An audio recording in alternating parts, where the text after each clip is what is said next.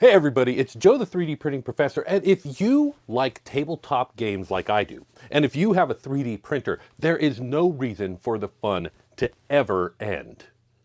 In the video for PrintAQuest, I made the rather bold statement that PrintAQuest was the best game ever. And then I immediately backpedaled on that because it was clearly hyperbole. However, I think that there might be an argument for this. And then I saw that Polymaker had published their list of 10 must-print 3D tabletop games that will level up your game night.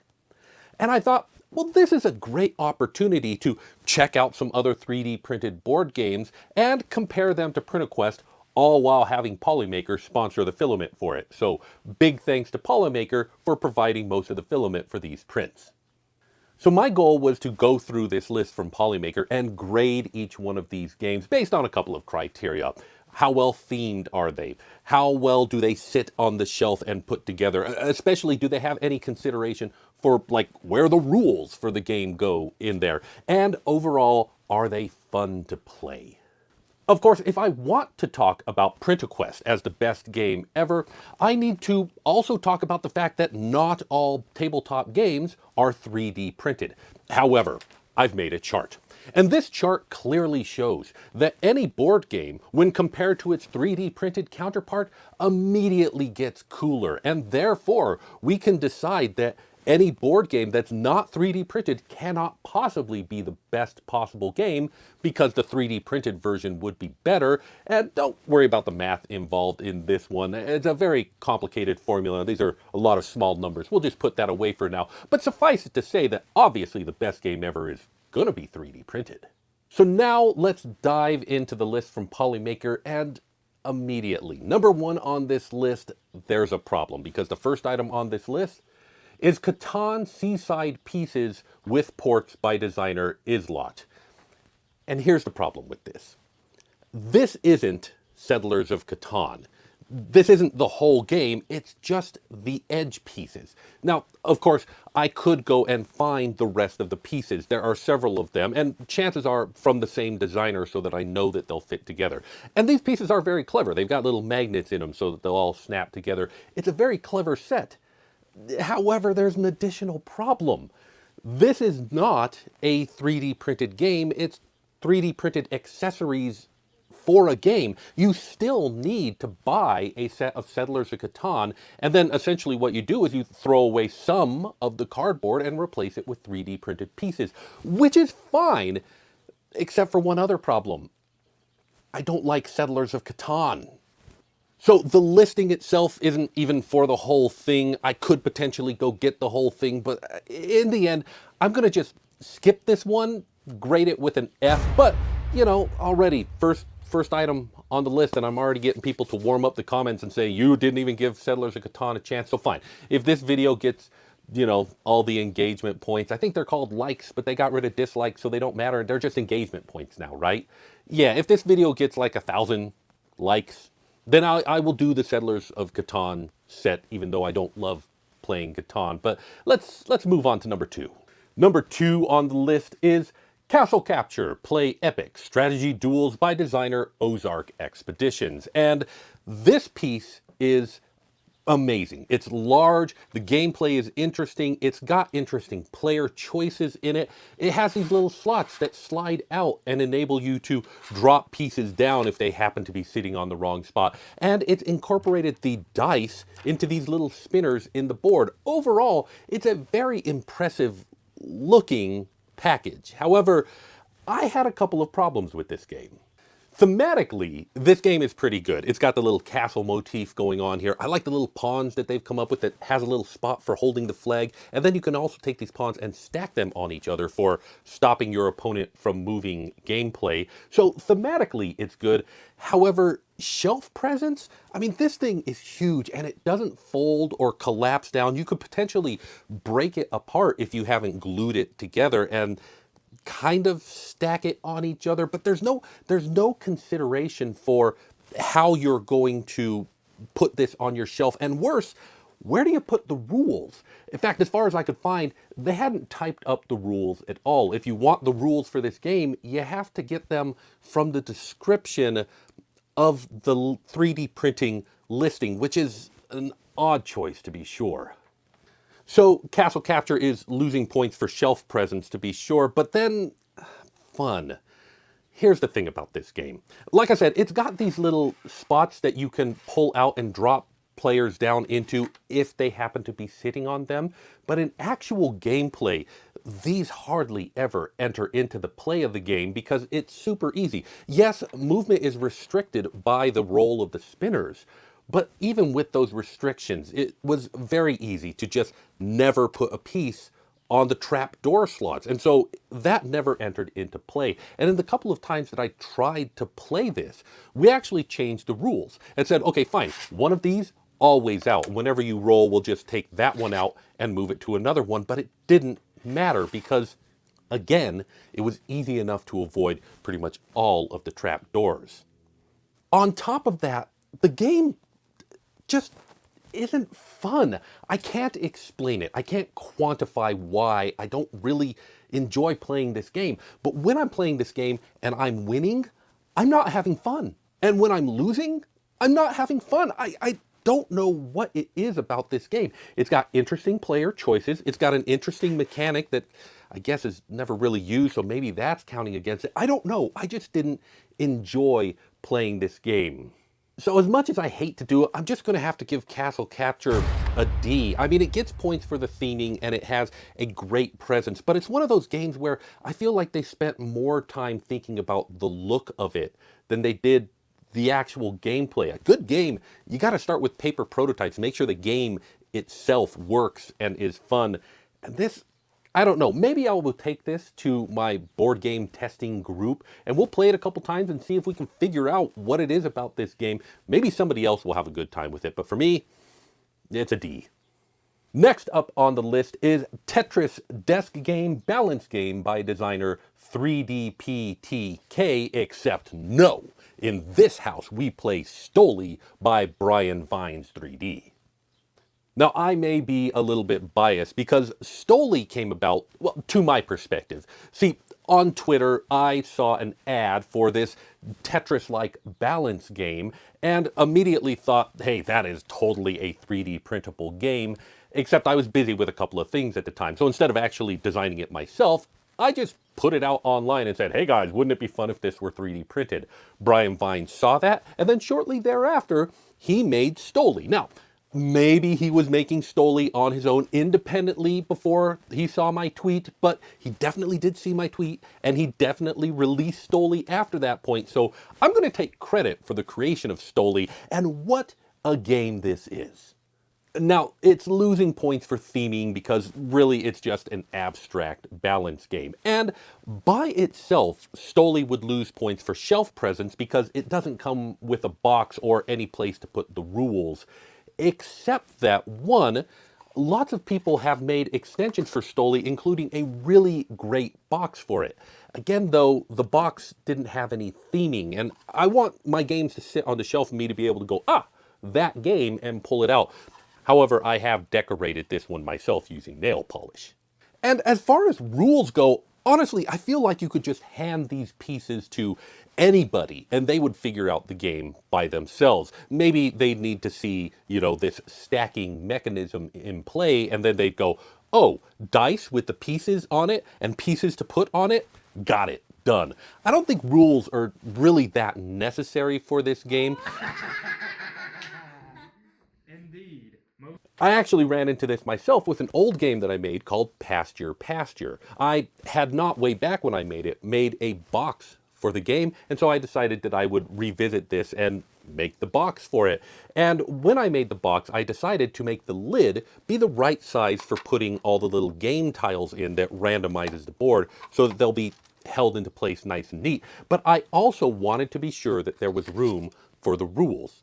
And so I decided to make the rules with a large enough font that they could be printed on a quarter sheet of paper. And then that's basically front and back. That's all the rules that you need. And it does fit inside the box that has room for all of the pieces and the dice and the tiles that the lid just goes on. And then what did I do? I put Pasture on the side of the box for branding. I'm not trying to tell everybody, hey, do it like this, but, well, no, do it like this. Unfortunately, Pastor did not make this list, so let's go back to talking about STOLI. And the last criteria is it fun? Oh yeah. STOLI is a blast to play. And here's the best part. I don't think in any of the gameplay sessions that we had in STOLI that anybody kept track of who won or who lost. It was just fun to stack up the pieces and watch them swing side to side. And whoever won, whoever lost, we all laughed, we all had a good time, and we all put it back together for a second run. However, as for grading, it does lose some points for the theming, and it did need some help on the shelf presence, but it does have shelf presence. I'm going to give STOLI a solid B. Great game, loved it. Number 4 on this list is the Fast Sling puck game. Okay, here's the thing about this one. While thematically it doesn't have a whole lot going on, it's pretty abstract. And while I'm not entirely sure that you would need to have the rules in this one, I feel like if you handed this to a kid and said, do what it comes naturally, they would figure out to use little rubber bands and sling the pucks into there, and that whoever gets all the pucks to the other side wins. It's pretty self-explanatory, except for when it comes to the construction. See, it doesn't come with any instructions about what rubber band to use or any recommended way to stick the rubber bands in there. And here's the thing. Yes, this should be fairly self-explanatory, but the rubber bands that I had, the ones that I was able to get in here, when I strung them through the top holes, and I don't know why there are 2 holes, but there are 2 holes, and when I strung them through the top holes, the pucks would slide right underneath the rubber band. But when I slung them through the bottom holes, and the way that I figured out to put them in there is just to use a little piece of toothpick to hold them on the other side. I figure out, have to replace these rubber bands eventually because they'll degrade. Then occasionally I would flick the rubber bands in such a way that it would cause the puck to jump up and fly out and send it across the room instead of holding it down onto the thing. So maybe now it's too low. Is there a correct way to build this? I don't know, and the creator hasn't answered any of my comments, so overall, it's a good idea, it's fun, it's a nice little tabletop game, except that it's not really very playable. I'm going to give this one a D and just move on. Now, if you are following along on Polymaker's list, you might notice that the next one is Flick Force, and I don't have Flick Force here. I haven't done it yet. I will get to it, and maybe if this video gets the engagement, I will go ahead and do a review on Flick Force as well, but for now, I'm going to have to skip that one. Looks great. It's just a big project, and I'm already in the middle of a big project right now, but I will get to Flick Force, so let's move on to Twisted Temple by designer SH Designs. Now, this one nails it on theming. In fact, I kind of love how you can take and put a little tea light candle in the top for a little bit of extra atmosphere. That's just really, really cool. And it's got this really neat little aesthetic where all the layers move up. You can move the individual pieces around, the board shifts, the player shifts. There's a lot going on. And it's got this really neat little inventory system where as you go, you can pick up items that you put in your inventory, and that will affect the gameplay, giving the player interesting choices. However, I was a little bit concerned about this game because reading over the rules, it seemed to me that it was basically snakes and ladders. I mean, there's literally snakes and literally ladders, but more than that, Snakes and Ladders is a game that doesn't actually allow the player to choose anything. You roll the dice, you do what the dice says, that's it. If you get an inventory item, then you might be given some player choice because some of these inventory items allow you to have multiple choices about what you're going to do with your roll. But until the dice decides to give you one of these inventory items, you got nothing but the dice telling you what to do. And so I was a little bit worried going into this that it wasn't going to be fun. However, I was really surprised when I actually started playing the game. We were having a blast. Maybe it's because there's so many interesting moving parts happening all the time. There's even a slide where if your player gets caught in that layer, they'll slide down the chute and come out the bottom, resetting your progress. It doesn't happen very often because most of the time, even in a 4-player game, each of the players are on different levels and they never interact with each other in that way. But when it does happen, it's like, woohoo! And even, okay, I had games of this where I did not get any pieces. I was subject to the will of the dice, and I was choking, stuck on the bottom level, could not get to a ladder, kept on actually blocking the ladder off with snakes. It should have been extremely frustrating, but the truth was, I was having fun, and part of it was I was having fun watching everybody else get their interesting choices and use them well and make it up the ladder.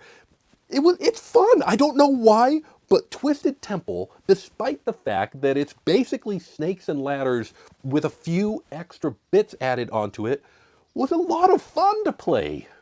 However, it does lose significant points in the category of shelf presence because this is the game. This is the whole game. It doesn't collapse down. It doesn't get any smaller. There's no way that you can take this and put it on your shelf. Yes, it does come with a little box for holding all of your pieces in. So that's good. You can take that and stick it underneath here and it nestles in there nice and neat. Great. But where do you put the rules? I printed out some rules on a half piece of paper, and there's no place for this. I could try and curl them up and put them in here, but they're still too tall. Where do you put the rules, guys? So for having no sort of decent shelf presence and no place to put the rules, I'm going to give this one a C, but I do recommend you check it out. It's a big project, and part of the reason why I didn't get to some of those other games, because there's a lot of printing and then a lot of gluing and a lot of putting things together, but gameplay-wise, I had a blast with this one. Next on the list is, no, custom dice. No, that's not a game. That is a game, that doesn't count. F, moving on. Next up is the ring toss drinking game by designer Big Ben S. And I should have known that there were going to be problems with this one because the listing for this one doesn't show this in the pictures. It shows a version of this made out of maybe plastic, but with metal hooks and metal rings and stuff like that.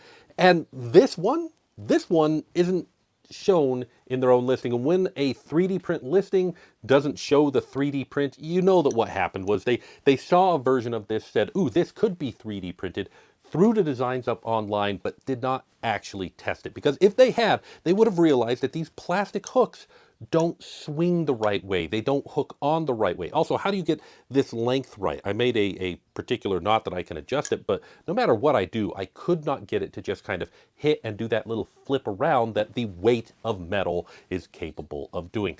Plus, shelf presence, right? I mean, where are you going to put this thing? Sure, it comes apart and it collapses down theoretically, but that's still messy. This could be made in a way that would be a better shelf presence that would collapse in an interesting way, I think. And if you use metal hooks and metal rings for this, this might work. But this particular one, this particular design, I'm just going to give an F, but that was rude. Number 9 on the list is Vault Assault. It's another one that I didn't get to printing in this particular video. It looks very cool and I'm looking forward to checking it out. But let's move on to the last one of the list, which is Cascade Connect by designer Cyber Yeti. And this one is amazing. I have to dock it points for theming because there's no theming. It's a purely abstract game. However, Cyber Yeti has figured out how to use these cool little twisting things and a universal sort of either direction thing so that when you put them down, they twist regardless of which direction that they twist, making this a game that is incredibly satisfying to play, and it's a game that everybody knows. You look at this game, you understand. However, if you wanted to, you could print out some rules, and there is enough room because this thing does create a case for itself, so it will sit on your shelf without taking up a lot of room, so it gets great points for shelf presence, and it's fun. And it's fun not just to play, but it is fun to actually take apart at the end because it is self-sorting. This is just fun to have all the time, and again, it's another great pick up and play game. It's the sort of game that, yes, like I said, you can take it and you can put it on your shelf and it won't take up much space and it'll be easy to spot. You could even put the rules in it, but it's not going to be sitting on your shelf very much. This is a game that goes on your table for you guys to just play whenever you've got a spare moment. So that's a B for Cascade Connect, but there are so many other 3D printed tabletop games. You know, I've been doing tabletop games for such a long time. One of my first tabletop game projects, my first successful Kickstarter, was a reproduction of the Royal Game of Ur in 3D printing. I should really revisit this one for multicolor 3D printing. That would be neat. And of course, I already mentioned Pastor. You guys can check that one out. I, a while ago, made Meta Chess and TARDIS Run. This one wasn't as fun, but it was a fun project. And there are many other games, perhaps you know of a few. Go ahead and recommend them in the comments. And if you guys like this video, I would love to show you guys more 3D printed tabletop games. However, in the ranking of all of these, is PrintAQuest the best? Well, it's got great theming. It's got great table presence. I've designed everything to fit in a filament box, and I've designed the first quest to fill that filament box perfectly. And is it fun to play? Well, I'm having a lot of fun playing it for sure. Our test plays go really well, and we enjoy, in a test play scenario, actually building the board together before each gameplay session. So I enjoy it, but you know what? You're going to have to be the one to decide that. So go back PrintAQuest today, and when you get it, you let me know if PrintAQuest actually is the best game ever. But personally, I'm giving it an A, S+, and it's going to be the best game ever on my list.